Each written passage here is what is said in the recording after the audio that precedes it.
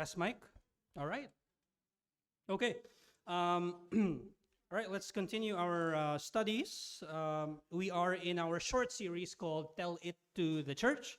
And as we remember, the context of this series is that we are presupposing that the first few processes in corrective church discipline has already been done.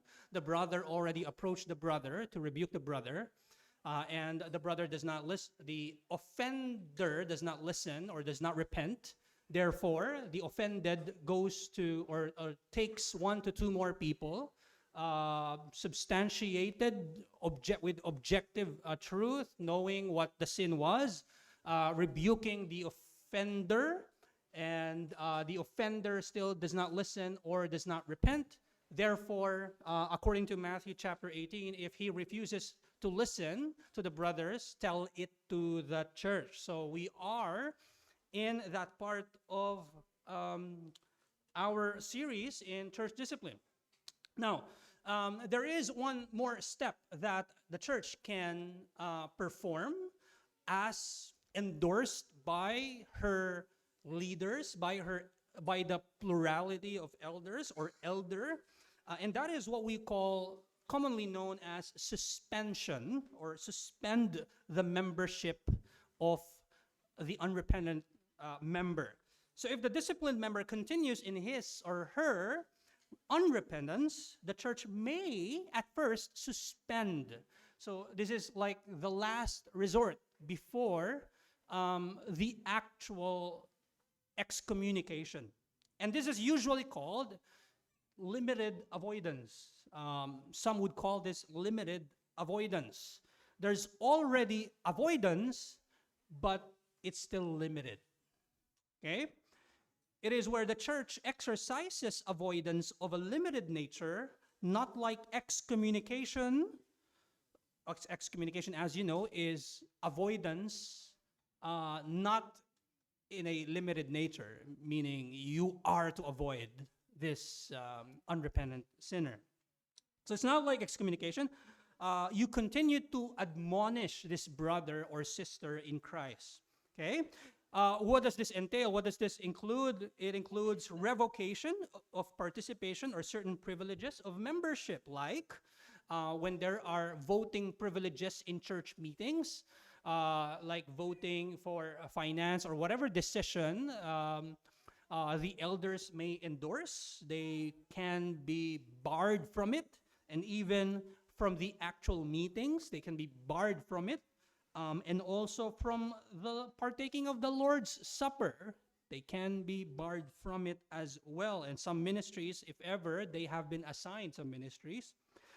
So the point here, when it comes to the Lord's Supper, remember that it is not only a means of strengthening faith. It is true that whenever we partake of the Lord's Supper, at times we are reminded of our sins in the past week. However, we're not called to withhold or to not partake because of our sins, because we know that the Lord's Supper is God's means of grace to strengthen us, to equip us. But also, we have to understand that it is not only a means of strengthening faith, there's also that one side of this sacrament wherein it is a confirmatory sign that those partaking are in unity and in communion with the local body. And so, if they are disjoined from the body due to grievous sin, especially when there's unrepentance, especially when the sin is so heavy that it would be possible that this person may not actually be a brother or sister in Christ, there is good reason to make that visible already, even prior excommunication. There's good reason to make that visible by barring from the supper, and it is usually a decision made by the leaders of the church, specifically the group of elders, as they deem it fit. We can see a biblical passage about suspension. Of course, the word suspension was not mentioned, but we can definitely refer to it in 2 Thessalonians chapter 3, verse 14 to 15. If you have your Bibles with you, may go there. It's the tail end of Paul's letter to the Thessalonian church. He says, do not grow weary in doing good. If anyone does not obey what we say in this letter, meaning if members of the Thessalonian church continue in their sin or disobey the word of God, that's what's in the letter, take note of that person and have nothing to do with him. The fact that Paul is saying, have nothing to do with him, do not associate with him, that is avoidance. Okay? However, it is still in a what we call a limited nature, because he's also said, do not regard him as an enemy. He's not yet an enemy of God for you to completely avoid this person. In fact, have nothing to do with him because, and this is the reason why you make that person feel the avoidance prior the actual judgment of unlimited avoidance, which is excommunication, that he may be ashamed. There is a purpose for limited avoidance. There is a purpose why you don't invite this person to fellowships with, kumbaga paparamdam natin, okay, you're invited to this joyful fellowship. No, there is sin involved here. Oh, and we have to be serious, right? That he or she may be ashamed. Okay? There is that purpose why Paul is saying have nothing to do with them. Okay? This is not tribalism. Okay? And this is not cultic.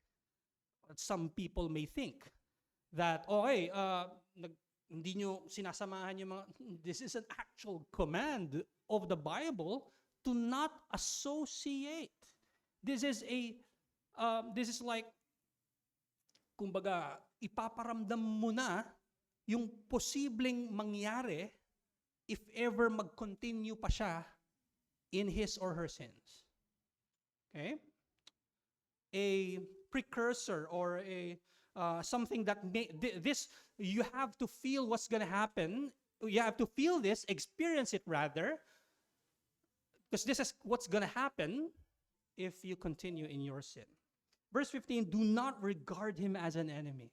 So, while you're trying to avoid this person in the sense that there is barring from some ministries, there's barring from the Lord's Supper, and there is usually no invite to such intimate fellowship unless your motivation and your purpose for the fellowship is to actually rebuke that brother or sister in Christ.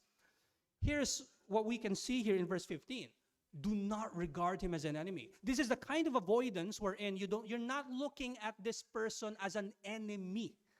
That this person is not yet, it should not be treated yet as a tax collector, should not yet be treated as a Gentile. Wala pa tayo doon. Okay? Hindi siya enemy pa. Okay? Verse 15, do not regard him as an enemy, but warn him as a brother. Okay?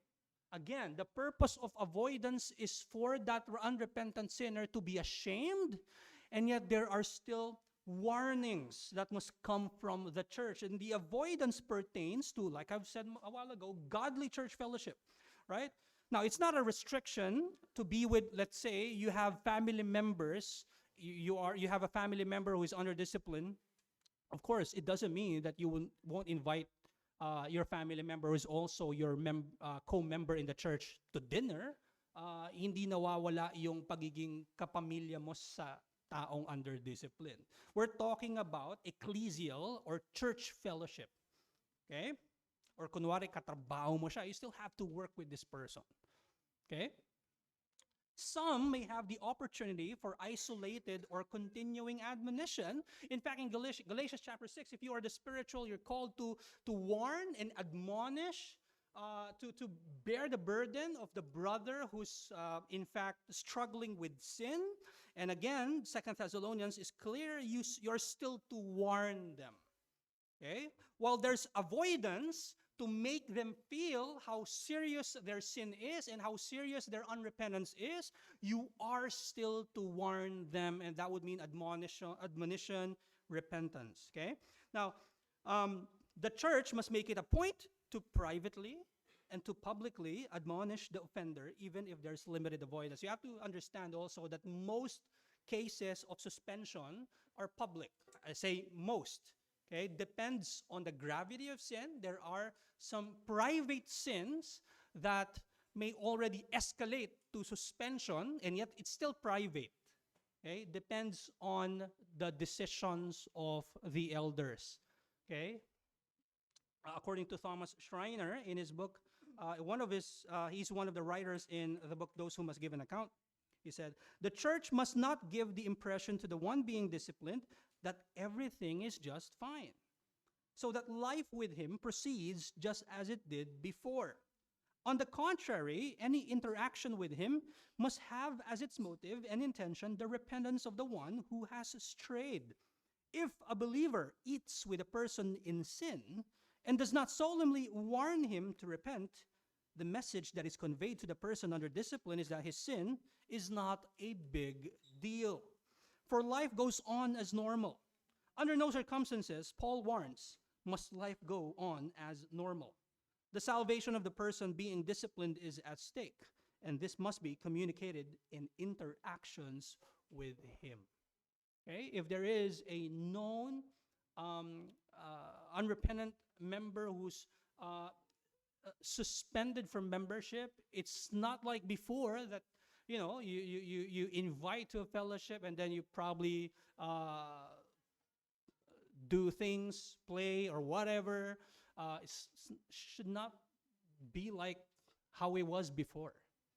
There should be a motivation to, in fact, call them to repentance. Okay? Remember also that the limited avoidance is the church's task, not the offenders. It is the church who avoids. Okay? It is the church who, according to Paul, must have nothing to do with the person. Again, and yet, continue to warn him.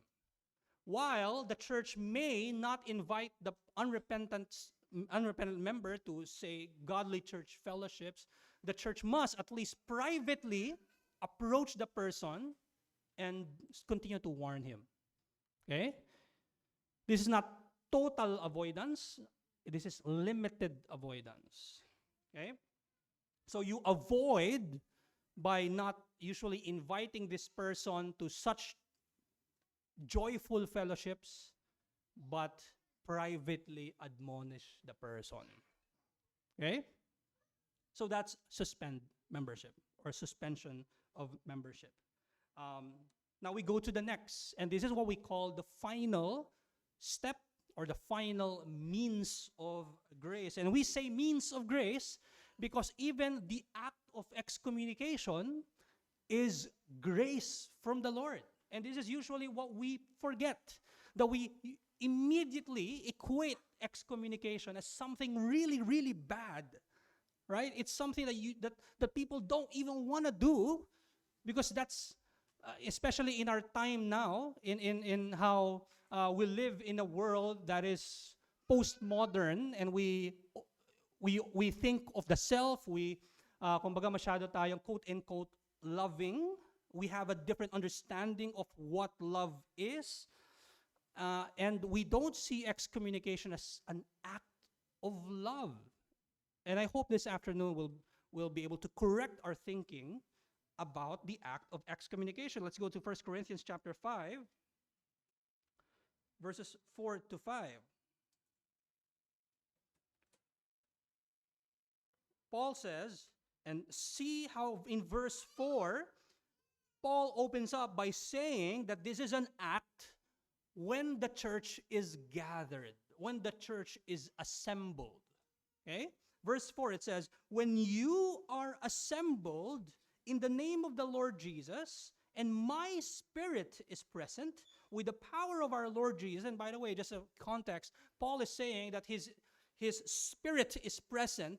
During that time, he was still alive, as you know, and it was him who's in fact calling the Corinthian church to in fact excommunicate this person because of the pride of the Corinth church. They did not want to, even though the sin is already obvious. And he's saying, as someone who has authority, Paul had authority as an apostle. He's saying, do this.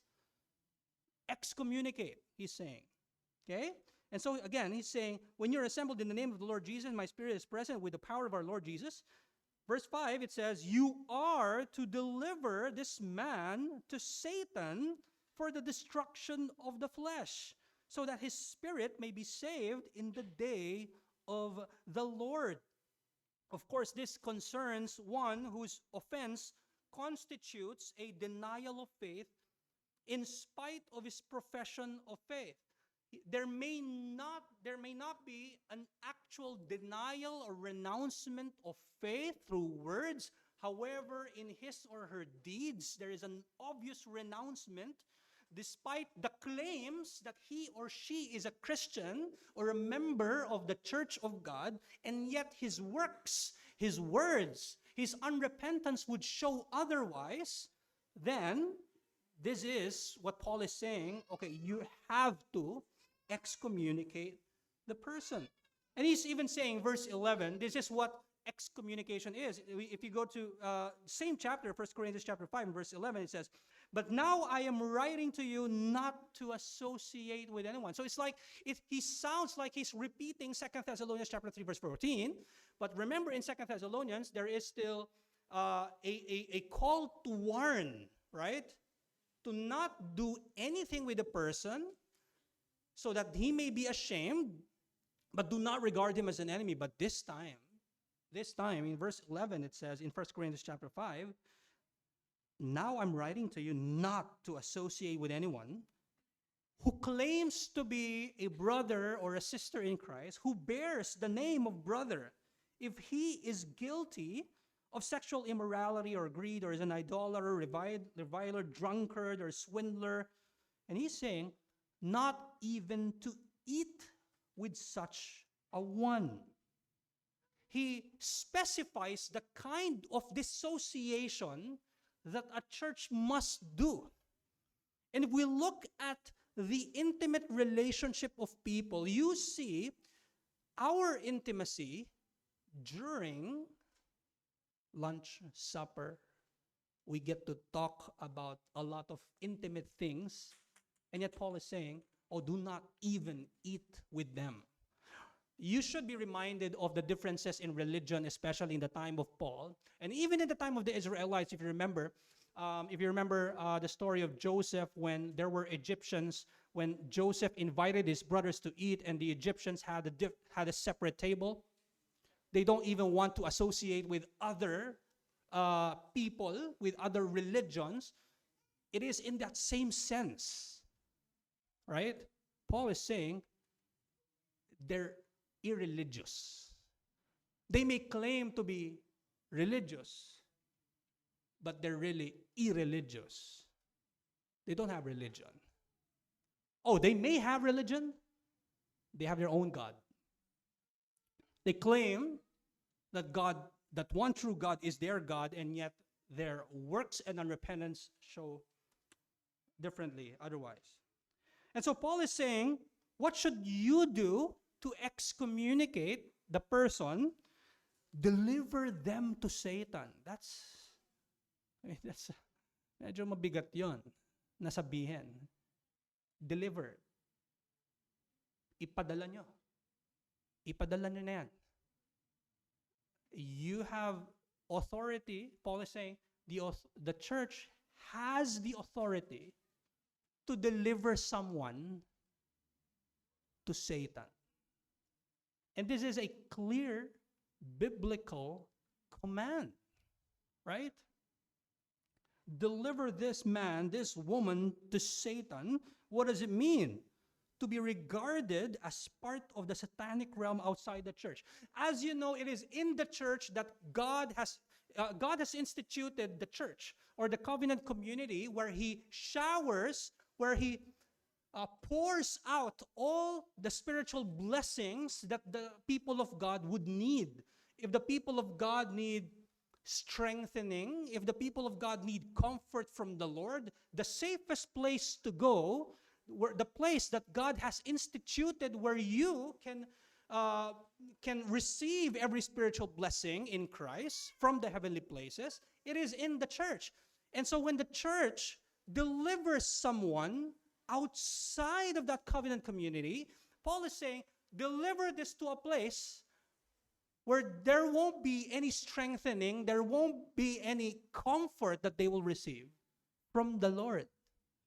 This is the kind of, ganito kabigat yung sinasabi ni Pablo dito. Right? Para saan? For the destruction of the flesh.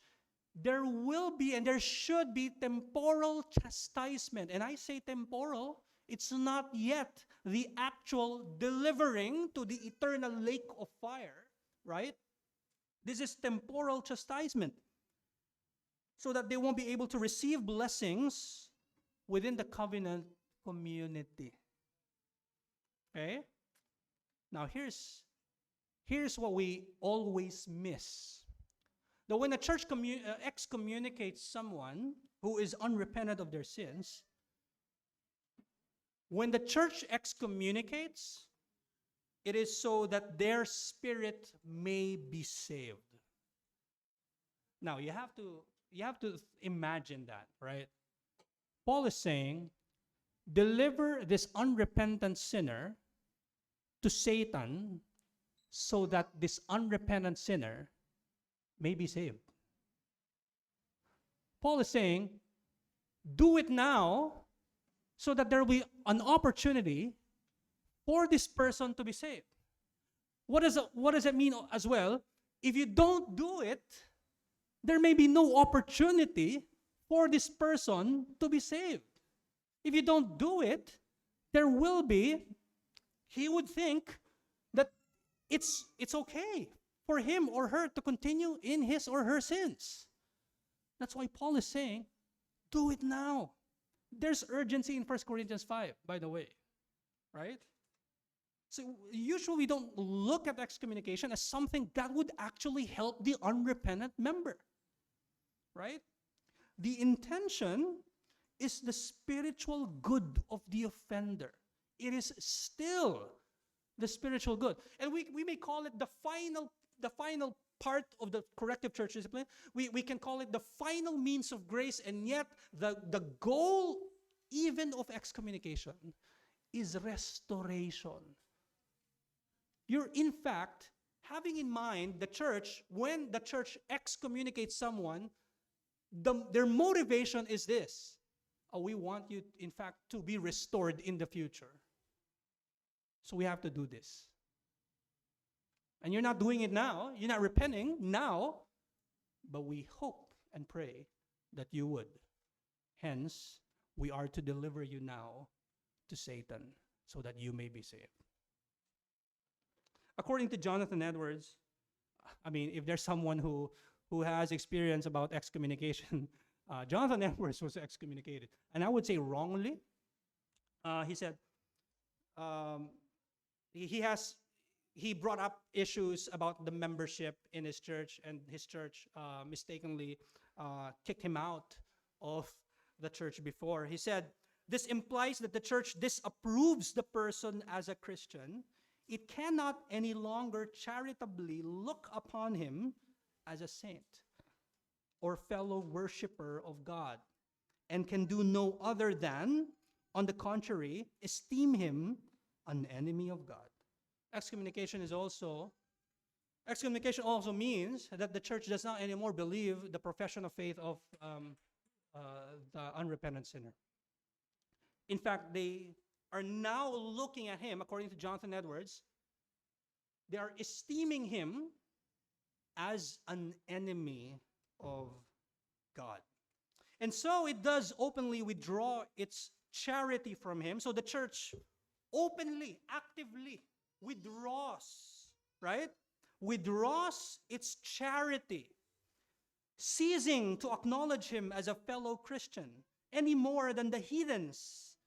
You have to understand that the church looks at the excommunicated differently than someone whom who has no knowledge about the gospel, and they must hear the gospel from us.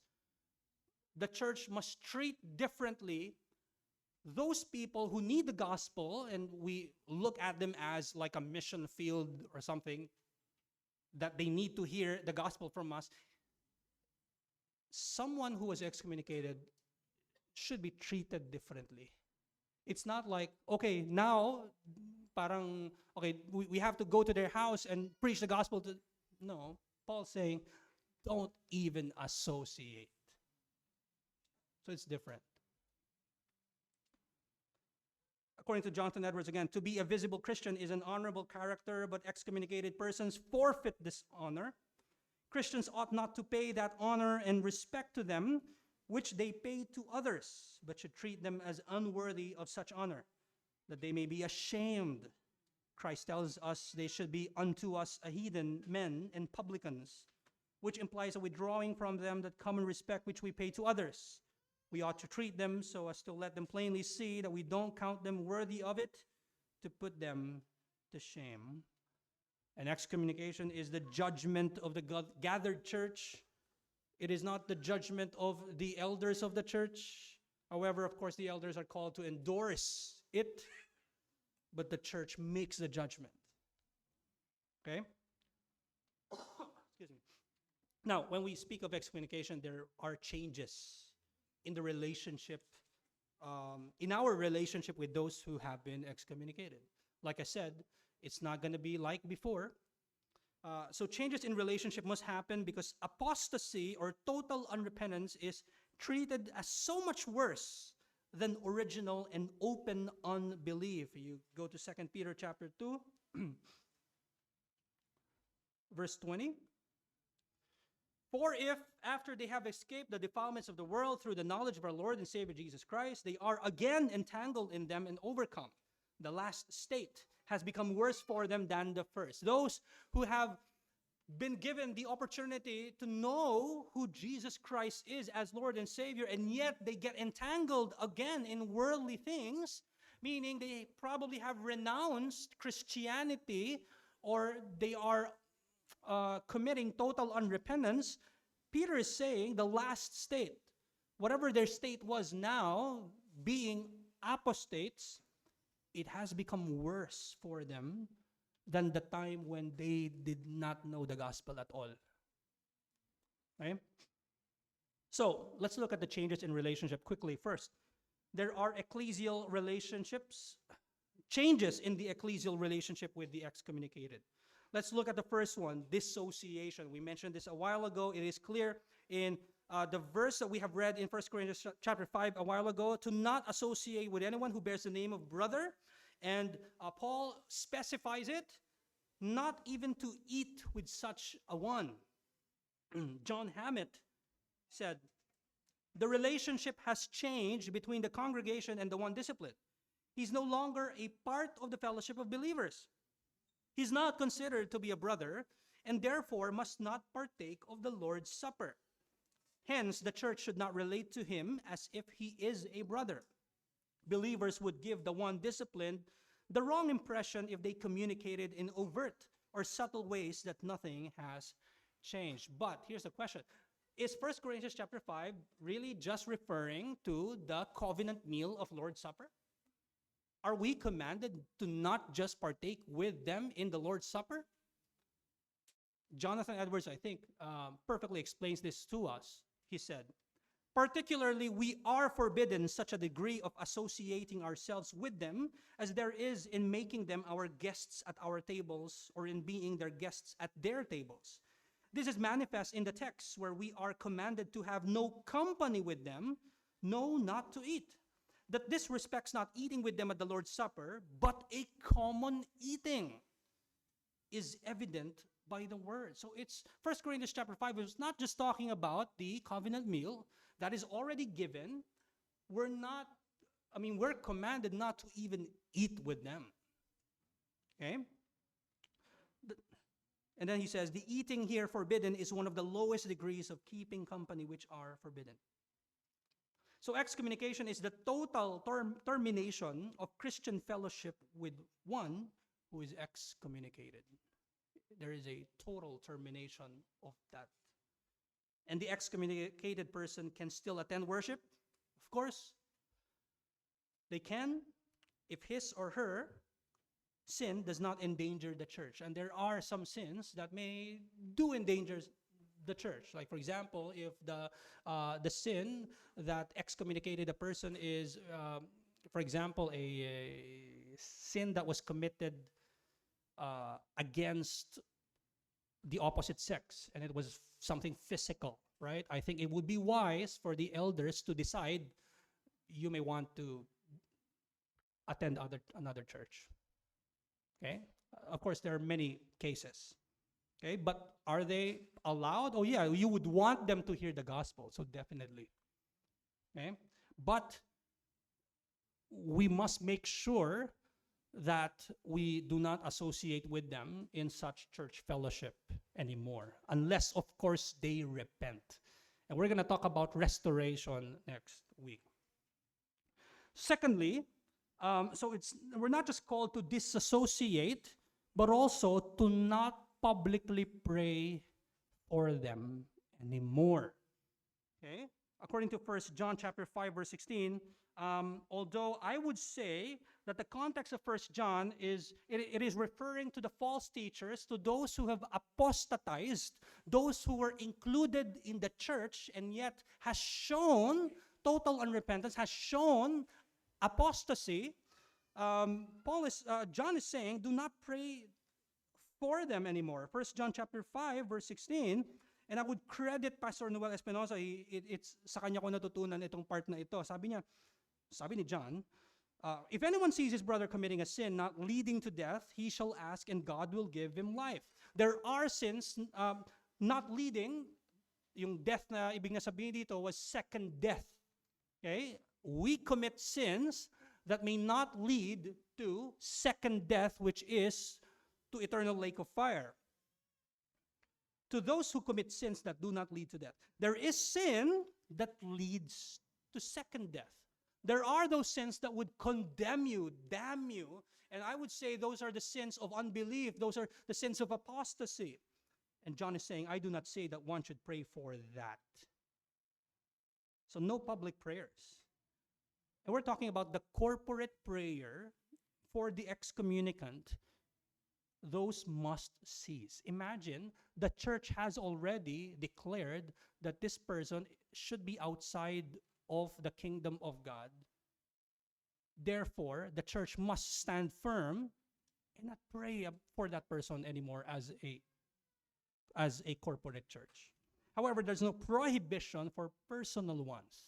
If you want to pray personal prayers for that person, I think you can.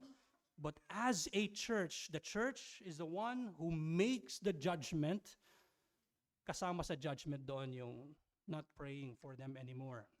Now beware, a member's willful neglect to submit to the church's disciplinary action towards an unrepentant sinner because of friendship.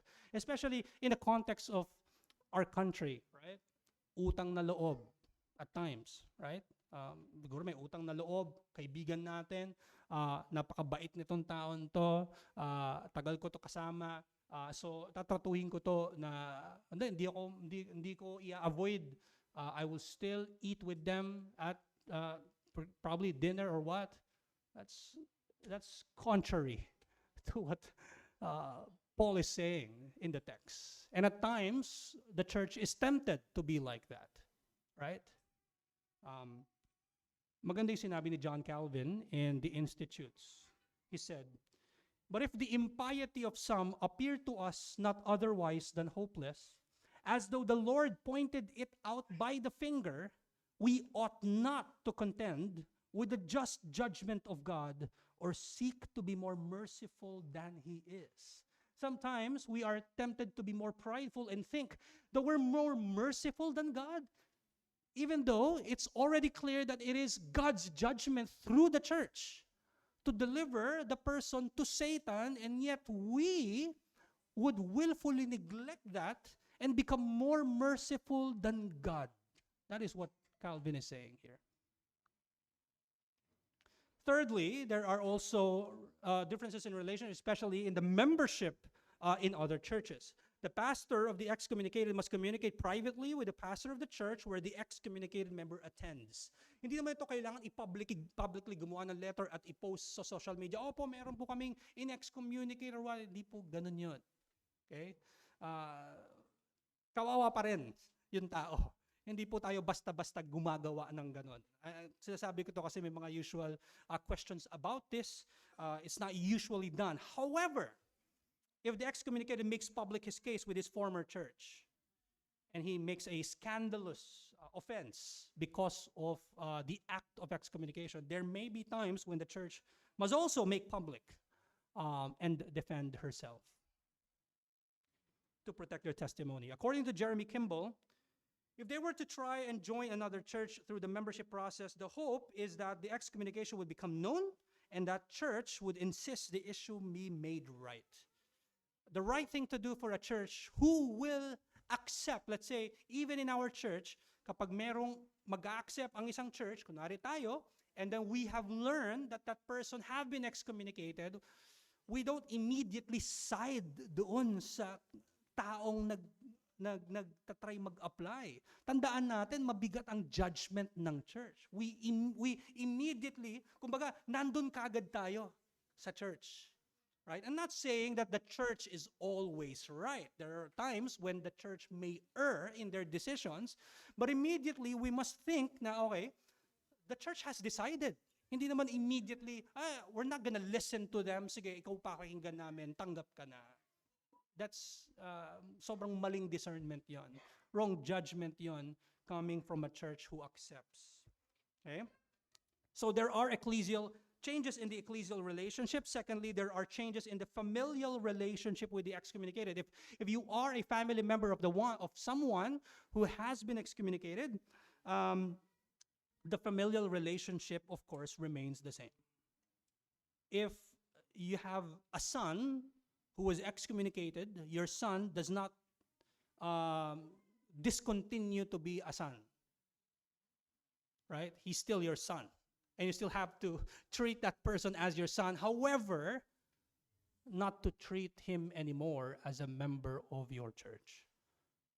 So there's a difference. You have to distinguish the covenant relationship and the relationship that comes by creation. By covenant and by creation. Yung familial relationship, yun yung sa latter.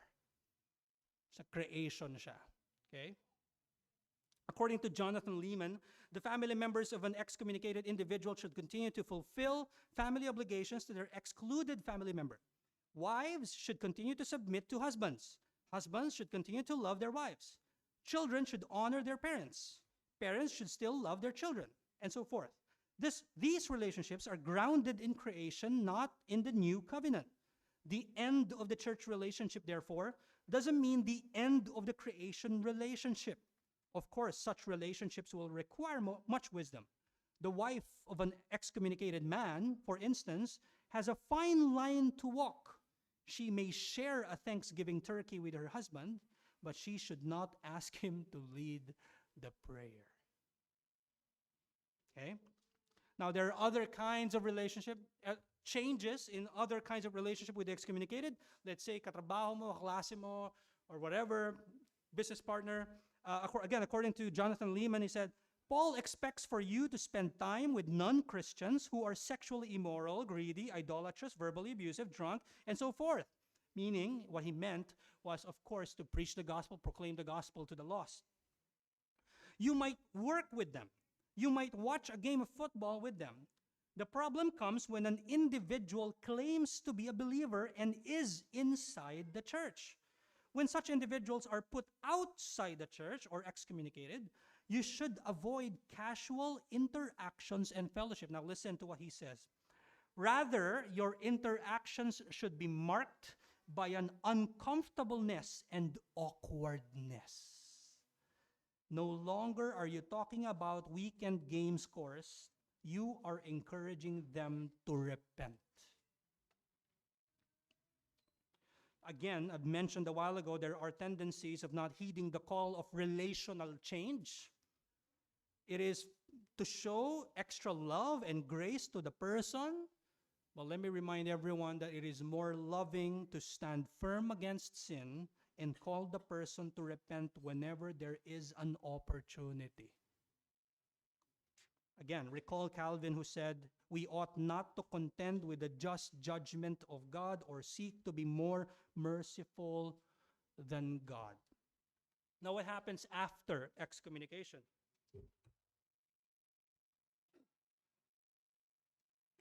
First, the church now takes a passive role. The church takes a passive role. The act of pronouncing excommunication is active. The church must actively pronounce the judgment, but after this act, the church must not chase after the individual anymore. In fact, you are delivering this person now to Satan. You don't chase him. Hindi mo na siya i-chase. No? Hindi mo na hahabulin. Kayo na nga yung nag-deliver eh. Okay? Active warnings, encouragements, rebukes will cease. Unless you are providentially given an opportunity, definitely use that as an opportunity, but actively, not anymore. The church is to actively deliver the excommunicant to the realm outside of the covenant community. After this deliverance to Satan, the church must have nothing to do with the excommunicant. And like I said, if the excommunicant reaches out, then of course the church must lovingly respond, and we're going to talk more about that next week when we talk about restoration. Okay. Secondly, if there's an active role, okay, this is the active role of the church. The church exercises avoidance. During limited avoidance, which I mentioned a while ago, which is also called suspension, the church exercises avoidance of a limited nature. We mentioned 2 Thessalonians chapter 3 a while ago, but after excommunication, there should be total avoidance. Okay? In 2 Thessalonians chapter 3, it says, "Have nothing to do with him so that he may be ashamed, but don't treat him as an enemy, but warn him as a brother." Now, there's no more warning as a brother. You're in fact called to not associate, not eat with them. And in fact, in Matthew chapter 18, verse 17, you're called to treat them. Okay? Tratuhin daw silang hentil. And ang mga Gentiles, ang context nito, during that time, ang mga Jewish people do not even dine with the Gentiles. Ang context nito, the people would in fact hide from their houses when the tax collectors are about to collect tax. That's the kind of avoidance that Christ is saying. Now, this doesn't mean that when you see the excommunicant outside, you won't even greet the person. Paano kung kayong dalawa lang sa elevator? Right? Pangit naman kung at least, you should at least greet the person. So the avoidance after the excommunication is exercised by the church until the excommunicant repents, or at least continue to show signs. And point number 2, there is avoidance because the excommunicant may also cause divisions. According to Titus chapter 3, ang sabi ni Paul kay Titus, and ito yung sinasabi ni Paul sa warning niya sa church ng Crete through the pastor Titus, lumayo kayo doon sa mga nagsosow ng divisions. Those who causes divisions. And he's saying that in Titus chapter 3. Number 3, the church must obey the word for the restoration of the excommunicant. What does this mean? Now, this means that we must obey in a sense that we must obey in the Bible's call to change the relationship. We must obey the word of God that tells us to in fact avoid and not associate, because as we do these things, there is a hope for this unrepentant sinner to in fact repent. And the more you don't obey the word, the more you don't disassociate yourselves, they would feel that everything is fine and everything is all right. And there's lower opportunities or chances for them to in fact repent. Okay? Now, when it comes to vote, the minority who probably do not agree that person or persons may be excommunicated, they may not vote for excommunication, but if it's a majority vote, they must accept and respect the decision of the entire church, and they must cooperate. They must mortify any critical spirit. If they have contentions, it should have been mentioned beforehand. According to 1 Corinthians chapter 5, verse 5, again, remember, the goal of excommunication is that his spirit may be saved in the day of the Lord. What does this mean? This means that restoration is in fact more possible for the unrepentant if the church excommunicates. They won't think that the sin was in fact a heavy one if you continue to admonish and admonish, even though it's already obvious. There's an opportunity, in fact, for them to be restored in the future if you excommunicate them. So to excommunicate is to hope that the unrepentant sinner will still be restored in the future. Look at it that way. And again, I mentioned, excommunication is the final means of grace extended by the church that communicates what can happen in the future. And what can happen in the future? That they may in fact experience the final judgment of Christ. So now, experiencing a glimpse of it through excommunication should change their hearts and should all the more push them to true repentance and faith. I'd like to credit Pastor Noel Espinosa, Jonathan Edwards, John Hammett, Calvin, Jonathan Lehman, John Owen in their books, and as mentioned in my handouts. Next week, we'll look at restoration. Any questions?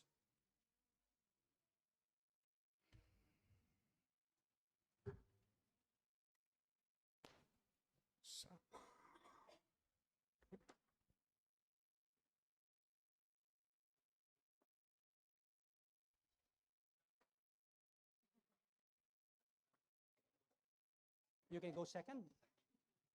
Yes. In the case of, for example, barring someone from the Lord's Supper, where it's in the category of limited fellowship, right? He's not excommunicated, he's just being barred from the Lord's Supper.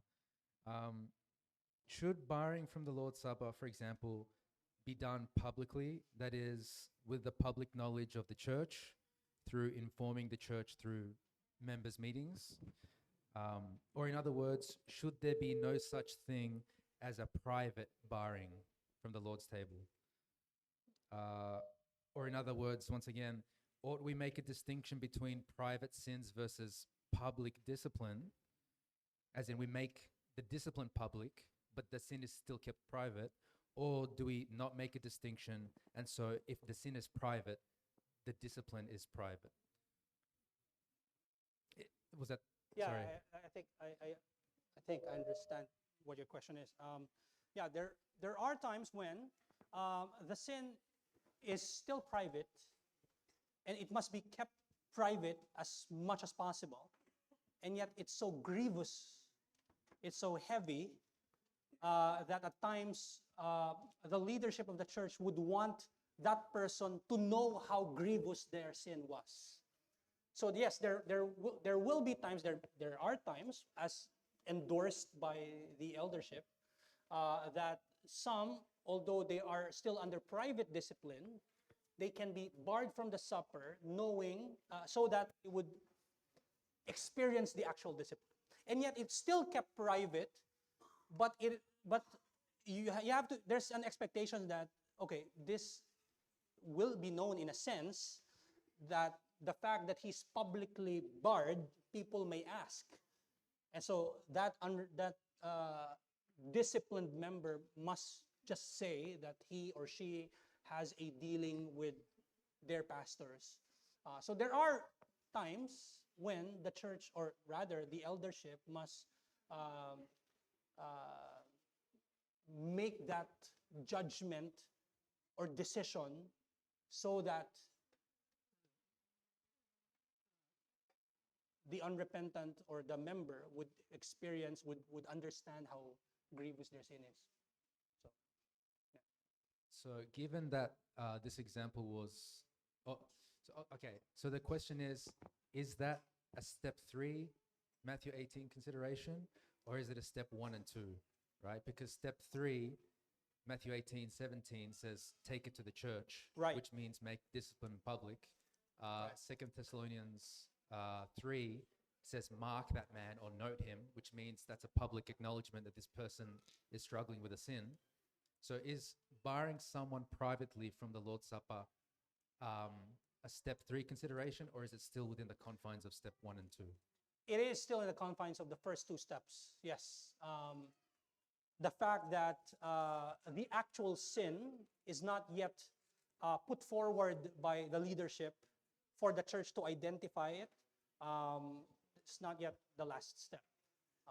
It is usually done by many churches, by their elders, because there are times when the member who's under discipline may not really know how heavy their sin was. So there are times when some elders would decide to bar members even though the actual discipline is still private.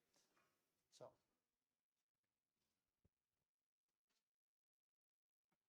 any more questions? John.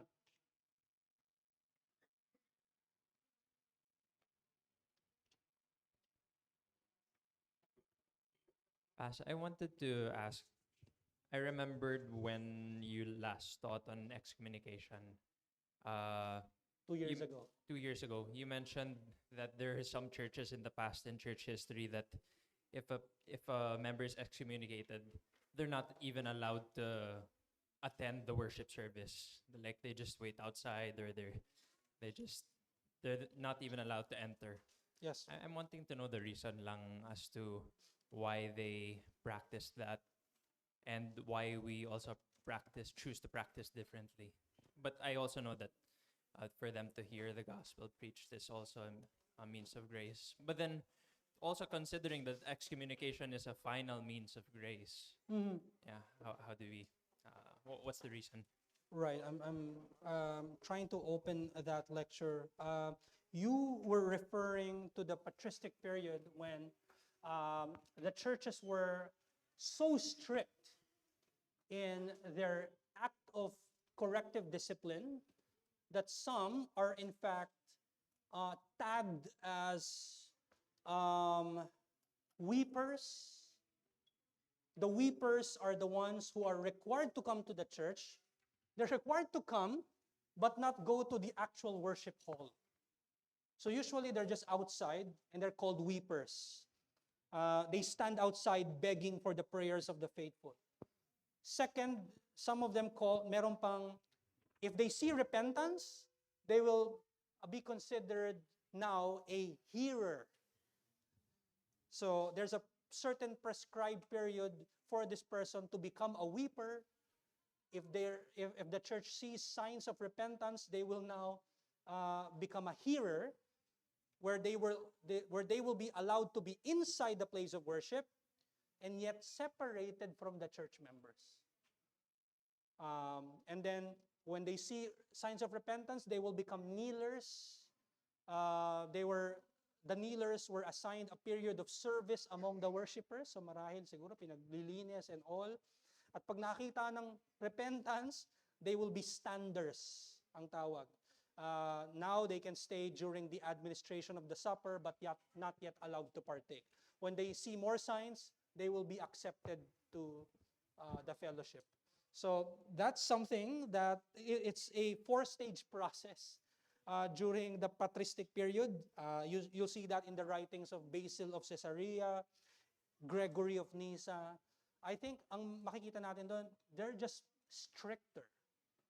I don't think those 4 stages are in the scriptures explicitly, but I guess makita lang natin how they treated discipline. And by the way, some of these, minsan inaabot sila ng taon bago ma-restore. Minsan, a prescribed period of becoming a weeper may take a lot of months. But yeah, so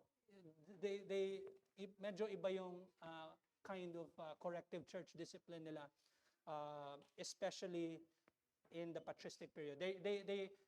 There's a stricter administration of discipline. Yes.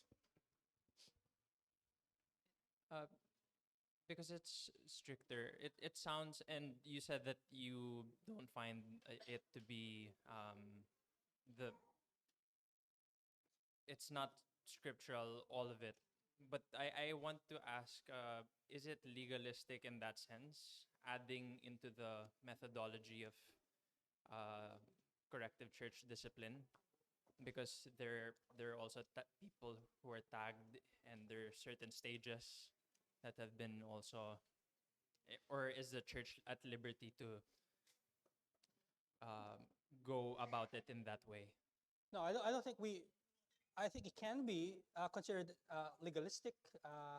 That may be an addition to the more simple steps of Matthew chapter 18.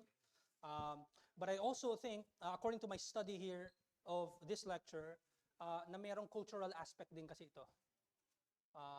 So in that time, they usually see restitution in service. Especially kunwari, pagka may nag-aayos ng worship hall, nakikita nila yun as a sign of a change of heart. But yeah, I would say it's not something that should be done, especially now. Obviously, there's no 4-stage process of becoming a weeper, hearer, kneeler, stander, and then now a member of a church. It just shows how stricter the earlier centuries were. Yeah.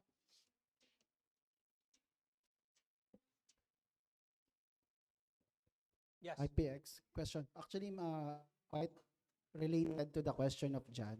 So I think this is not a question, but maybe your thoughts about it, PX. So it's about the different impact of the discipline based on the difference in culture before and now. Because as what you mentioned, those discipline before, they have a greater impact with regards to culture kasi they will really feel outcast sila, they will really remove from the church. So for us sa panahon natin now, if we remove someone from the church and because of their unrepentant sin, they can easily go to another church and be accepted there. And yung sabi mo nga na they would feel na this is not a big deal kind of sin. As example, this church lang yung nagbibig deal ng sin ko, but this church is fine with this kind of sin. So what's your thought about that kind of impact sa panahon natin with this church discipline? Ano specifically yung fact na so i-klaro ko lang yung fact lang ba na the fact that an excommunicated person can easily look for other churches, yung ba yung ano? Yeah, so before when they remove, they can feel Right. really outcast. But now, remove from another church, belong to the other church, parang okay lang. Well, yung mga churches before katulad nito, may cultural aspect siya. The fact that during those times, walang separation ng church and state. Tapos very minimal local churches compared to now. Now kasi sa sobrang daming mga local churches, tama ka. A person can probably magtago at hindi niya ipaalam kung saan siya pupunta. Yun yung sad doon. Kaya I think ang thoughts ko diyan, dapat mas makita yung Catholicity ng mga churches, whether may differences sa persuasion, whether Reformed Baptist or kahit hindi nga Reformed yung fact na may Catholicity at the pastor would be able to reach out to where that person came from. I think yun yung dapat mas makita ngayon sa time natin, yung Catholicity at conversation sa mga pastors. Na-excommunicate po namin yan para at alam nyo po, so, kasi may reality na ganun, may reality na those who are excommunicated, they won't really say where they're going. Nangyayari talaga siya, yes. And follow-up question, since that with your answer PX, so it could happen as well na it could affect the excommunication of one church could affect the Catholicity of the whole other churches. Kasi probably, for example, he was excommunicated from this church and then he will tell the other church na I was wrongly excommunicated by this church. And then, Yeah. so parang the more, it's medyo complicated lang sa mind ko na the more we obey the scripture in excommunication, The more na? the more we obey the excommunication of the scripture, the more na mas nagiging komplikado yung churches around us. Parang, That's true. However, the complication should not stop the church from obeying the word. I think ang assurance ng bawat church, while that is a reality and that can indeed happen, kapatid, yung kunwari, yung marahil sabihin niya doon sa pupuntahan niyang church, I was wrongly excommunicated. And that's a sad thing, right? My assurance is that there is vindication from the Lord. That the Lord will vindicate. And it may seem as if parang a person may lie about it, but the Lord knows. Yun yung assurance natin. Na in the future, he will vindicate his church. Okay, any last questions? Mike and Sheila?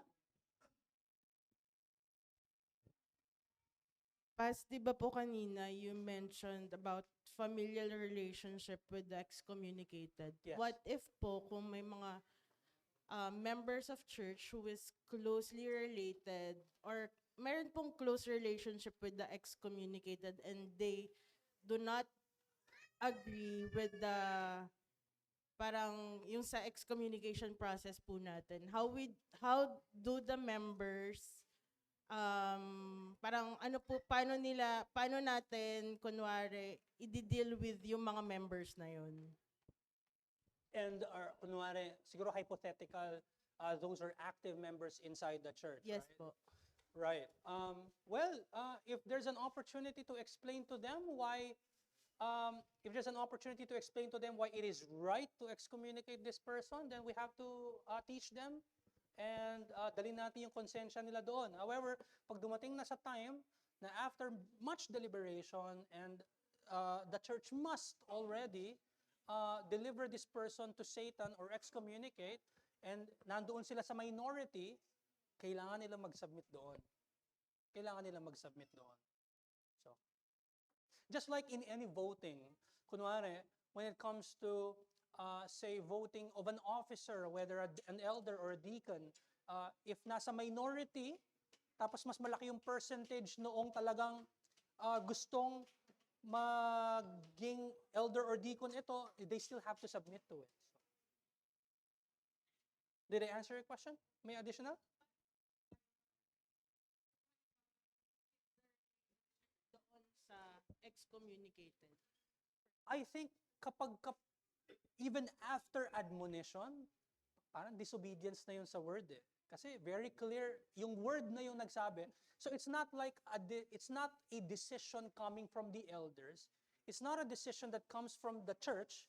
Hindi tayo yung nagsasabi, don't associate na ha. Hindi. It's in fact explicit sa scripture. Then I would say, pwedeng nagiging disobedient na sila. Well, what I can say is lahat naman ng disobedience can be disciplined. Lahat naman ng sin. So, okay. May question pa isa, si Mike. Last question, si Mike. Ay, pass. Hi, Mike. Sa side po ito ng church, Yes. kasama po ba sa dissociation Mm. ang pag-unfriend or unfollow sa isang excommunicated? We find funny yung question niya, pero maganda yung question ni Mike. Kasi especially in our time, you can't easily separate those things anymore, right?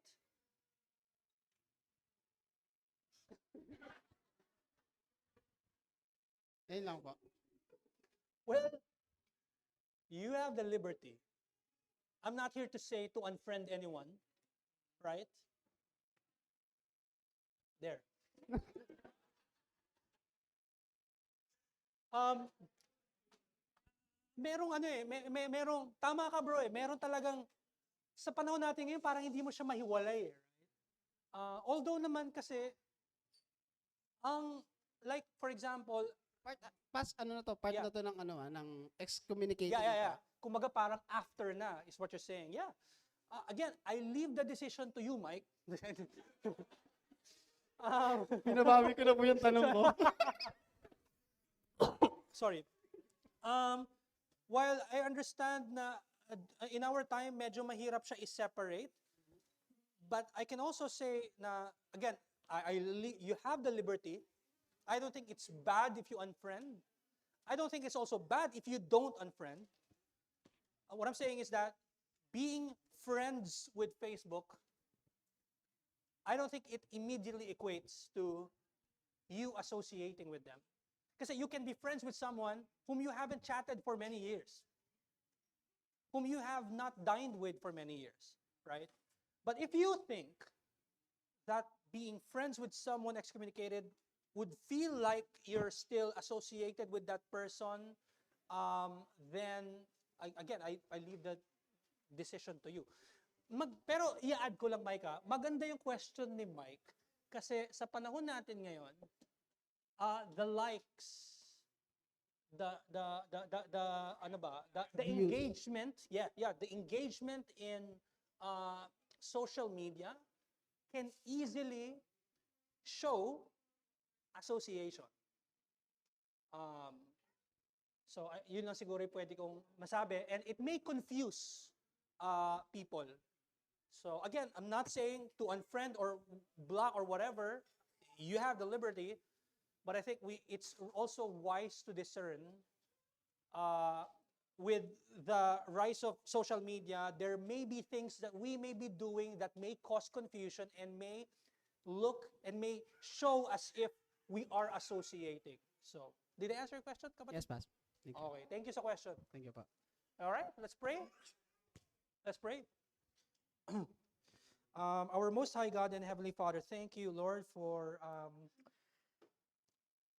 your holiness. Thank you, Lord, for protecting the church. Lord, we understand that while it is difficult to administer discipline, Lord, Lord, you have instituted it for the protection of the church. This all the more shows your love for the church. And so, Lord, may we appreciate you more.